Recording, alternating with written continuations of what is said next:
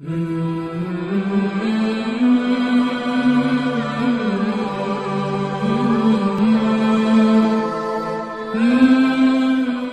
اکبر، سبحان اللہ، الحمدللہ، استغفر اللہ، نحمدہ و نصلی علی رسولہ الکریم، اما بعد، اعوذ باللہ من الشیطان الرجیم، بسم اللہ الرحمن الرحیم۔ روزہ اس لیے فرض کیا گیا تاکہ آپ کو ضبط نفس کی ٹریننگ دی جا سکے، اور جب تک کہ آپ اپنے بیمار نفس کو صحت مندی میں داخل نہ کر دیں اور اس کو اپنے قابو میں نہ کر لیں، آپ متقی نہیں بن سکتے، کیونکہ قرآن نے روزے کی فرضیت کو بیان کیا کہ اس سے پہلی امتوں پر بھی روزے فرض کیے گئے اور تم پر بھی، تاکہ تم صاحب تقوی بن سکو۔ تو متقی بننے کے لیے بہت ہی اشد ضروری ہے کہ آپ اپنے نفس کی غلامی سے آزاد ہو جائیں، اس پر قابو پا لیں، اس پر ضبط پا لیں۔ نفس کو آپ نہ کچل سکتے ہیں نہ مار سکتے ہیں، اس کو صرف فرما برداری میں لا سکتے ہیں کہ آپ اللہ کی بغاوت چھوڑ کر اللہ کی فرما برداری پہ اس کو مائل کر دیں۔ نفس کیا ہے؟ جو آپ کے اندر خواہشیں پیدا ہوتی ہیں، مختلف ڈیمانڈ پیدا ہوتی ہیں، مختلف ترجیحات آپ کے اندر پیدا ہوتی ہیں۔ آپ کے نفس جو ہے وہ آپ کو ابھارتا ہے مختلف کاموں کے لیے۔ ان خواہشوں کو، ان آرزوؤں کو، ان تمناؤں کو حدود کے اندر لانا، یہ ہے ضبط نفس۔ آپ کا دل آم کھانے کو چاہ رہا ہے، مگر کسی کے درخت پہ لگے ہوئے ہیں، آپ کے پاس پیسے نہیں ہیں، تو آپ اس کی بغیر اجازت کے جب توڑ کے کھا لیں گے تو آپ حدود سے نکل گئے۔ اپنی اس خواہش کو آپ نے روکنا ہے۔ آپ کو دوپہر کو بھوک لگی ہے، آپ کھانا کھانا چاہتے ہیں، مگر اللہ نے حد لاگو کی ہوئی ہے کہ مغرب سے پہلے آپ نہیں کھا سکتے، تو اپنے نفس کو آپ کو اس وقت روکنا ہے، ضبط میں لانا ہے، قابو کرنا ہے۔ اب ایک جانور ہے، وہ کسی کے کھیت میں بھی گھس جاتا ہے، اس کی فصل کھا رہا ہے، اور آپ بھی اگر ایسا کریں کہ کسی کے باغ میں گھس کے اس کی فصل کھانا شروع کر دیں، تو آپ میں اور جانور میں فرق کہاں رہا؟ آپ پر حدود لاگو ہیں، آپ نے اپنے نفس کو اس لذت سے روکنا ہے۔ آپ کے دل میں کسی کے لیے حسد آ رہا ہے، حسد پہ اسلام میں حدود لاگو ہیں، آپ نے اپنے آپ کو حسد سے روکنا ہے۔ آپ کا دل کسی کی غیبت کرنے کو چاہ رہا ہے، آپ کا نفس مائل ہے اس بات پر کہ دوسرے کی برائی کی جائے، اس میں چسکا بڑا آتا ہے، بڑے مزے لے لے کے ہم ایک دوسرے کی باتیں سناتے ہیں، پھر ہنستے ہیں، کہے بھی لگاتے ہیں، مگر اللہ نے اس پہ حد لاگو کی ہوئی ہے کہ حاسد کے سینے سے ایمان کو نکال لیا جاتا ہے۔ تو آپ نے اپنے آپ کو ضبط کرنا ہے اور برداشت کرنا ہے، اور وہ کسی کے حسد نہیں کرنا، کسی پہ ٹونٹ نہیں کرنا۔ جھوٹ ہماری رگوں میں گھس گیا، ہم اب اتنے عادی ہو گئے ہیں جھوٹ کے کہ مذاق میں بھی جھوٹ بولتے ہیں۔ تفریح بھی ہماری جھوٹ کے بغیر نہیں ہوتی، کسی نہ کسی پہ کوئی تہمت لگا کے، الزام لگا کے، کوئی بات کر کے ہم اس کو تفریح کے طور پر ایک مذاق بناتے ہیں۔ جھوٹ کے عادی ہو گئے ہیں، مسجدوں میں جھوٹ بولتے ہیں، مدرسوں میں جھوٹ بولتے ہیں، یونیورسٹیوں کالجوں میں جھوٹ بولتے ہیں، استاد جھوٹ بولتے ہیں، طالب علم جھوٹ بولتے ہیں۔ کوئی ایسا نہیں ہے ہمارے ہاں جو اب جھوٹ میں نہیں پھنسا ہوا۔ تو روزہ جو ہے وہ ضبط نفس کی سب سے بڑی ٹریننگ ہے۔ کیا کیا چیزیں یہ چھڑواتا ہے؟ جھوٹ، غیبت، بددیانتی جس میں کم تولنا ہے، ملاوٹ کرنا ہے،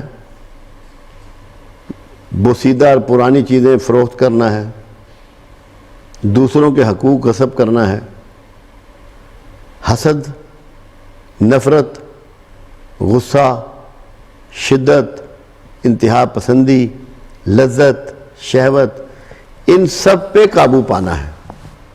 روزہ ان سب کی قابو پانے کی ٹریننگ کا نام ہے، ضبط نفس کا نام ہے۔ وہ کیسے؟ جب آپ کے پاس گھر میں کھانا بھی موجود ہے، پینا بھی موجود ہے، تنہائی بھی موجود ہے، اور آپ کچھ بھی کھا پی نہیں رہے، کوئی آپ کو نہیں دیکھ رہا، کوئی آپ کی ویڈیو نہیں بنا رہا، اس کا مطلب یہ ہے کہ آپ کے اندر یہ احساس پختہ ہو چکا ہے کہ ایک ایسی طاقت ہے جو مجھے دیکھ رہی ہے،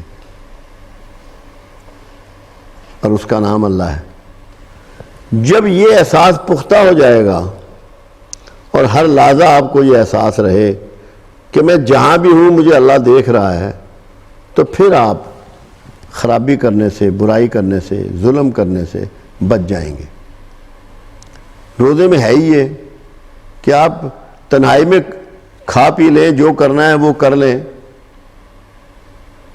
تو نہیں کرتے، کیونکہ آپ کو پتہ ہے کہ اللہ مجھے دیکھ رہا ہے، مجھے واچ کر رہا ہے۔ آپ کو غصے سے روکا گیا ہے کہ اگر تو بد کلامی کرتا ہے تو تیرا روزہ نہیں ہے، تیرے بھوکا پیاسا رہنے کی اللہ کو ضرورت نہیں ہے، کیونکہ بنیادی مقصد تو ہے آپ کو اخلاقی طور پر بہتر کرنا، محترم کرنا، آپ کے اندر تقدس پیدا کرنا، دوسروں کا احترام پیدا کرنا، تاکہ آپ نفس کی غلامی سے نکل جائیں۔ یہ آپ کو نفس کی غلامی سے آزاد کرنے کا ضبط نفس کا پروگرام ہے۔ جیسے قرآن کہتا ہے نا، کیا کانوں والا اور بہرا برابر ہو سکتے ہیں؟ کیا آنکھوں والا اور اندھا برابر ہو سکتے ہیں؟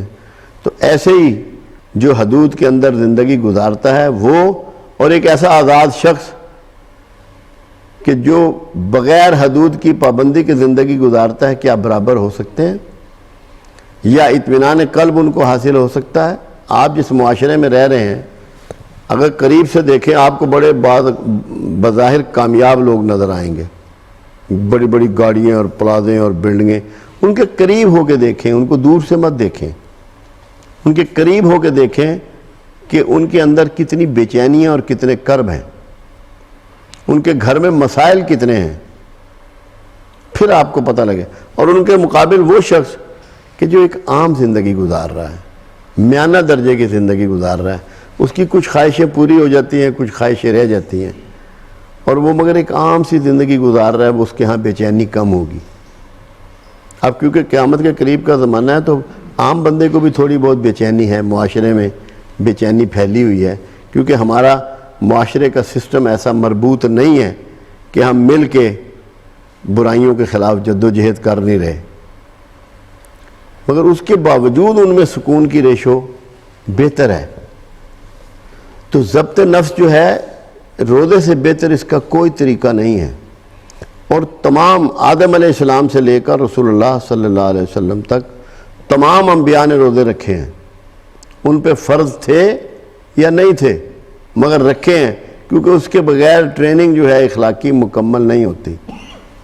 اور ہم کیونکہ اعلیٰ ترین ہمیں اللہ نے امت بنایا، اور قرآن حکیم نے کہا کہ ہم نے تمہیں امت وسط بنایا اور تمہیں دیگر امتوں پر گواہ ٹھہرایا، اور تم پر رسول اللہ صلی اللہ علیہ وسلم کو گواہ ٹھہرایا۔